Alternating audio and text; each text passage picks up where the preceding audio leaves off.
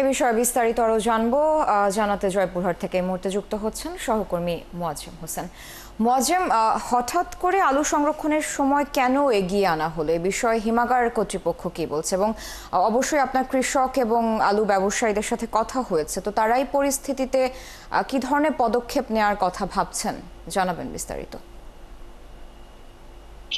ধন্যবাদ আপনাকে। আপনি যেমন হলো বলছিলেন, আমি যদি আপনাকে সরাসরি যে প্রশ্ন করছেন যদি উত্তর দিই, তাহলে আপনাকে বলবো যে হিমাগার মালিকরা যে কৃষকদের যে চিঠি দিয়েছে, তাগাদা দিয়েছে, আমি হিমাগার ম্যানেজারের সাথে কথা বলছি। তারা যেটা বলছে যে যে আলু যে পরিমাণে আলু স্টোরে এই মুহূর্তে থাকার কথা ছিল, তার অধিক পরিমাণ আলু স্টোরে থাকার কারণে কিন্তু স্টোর মালিকরা চেয়েছিল যে কৃষকরা এবং ব্যবসায়ীরা তাদের যেন আলুটা যেন নিয়ে যায়। এখন পর্যন্ত আমরা 21টি হিমাগারে আমরা খোঁজ নিয়েছি, সেখানে দেখা যাচ্ছে কোনোটাতে 10% এবং 15%-এর উপরে কিন্তু আলু কিন্তু এখনো বের হয় নাই। কিন্তু এই সময় অন্যান্য বছরে কিন্তু 50 থেকে 60% আলু কিন্তু বের হয়ে যায়। এই কারণেই কিন্তু কৃষকদেরকে বা ব্যবসায়ীদেরকে এই হিমাগার মালিকরা তাদেরকে চিঠি দিয়েছিল। আপনাকে আমি বলে রাখি যে জয়পুরহাটে একটি এই আলু উৎপাদনের দিক থেকে কিন্তু বাংলাদেশের দ্বিতীয় বৃহত্তম একটি জেলা। গতবারের আলু উৎপাদন মানে সরিষার আবাদ বেশি হওয়ার কারণে আলু উৎপাদন কম হওয়ার কারণে কিন্তু আলুর দাম বৃদ্ধি পেয়েছিল।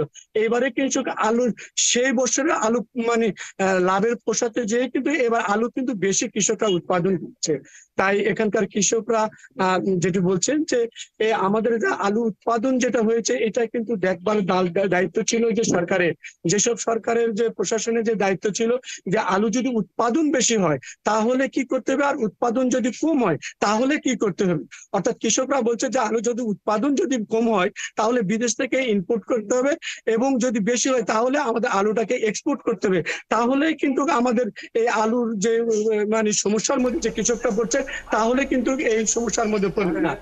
আর আপনি বলে রাখেন, আমি এখন জয়পুরহাটে যে আক্কেলপুর উপজেলার যে হিমাগার রয়েছে, আমি সেখানে কিন্তু রয়েছে এখানকার যে ব্যবসায়ীরা যারা বলছে যে আলুর দাম হঠাৎ করে কিন্তু 22 টাকা বিক্রি করার কারণে কিন্তু সরকার বেশি দাম করার কারণে কিন্তু আলুর দাম এখন আরো কমে যাচ্ছে।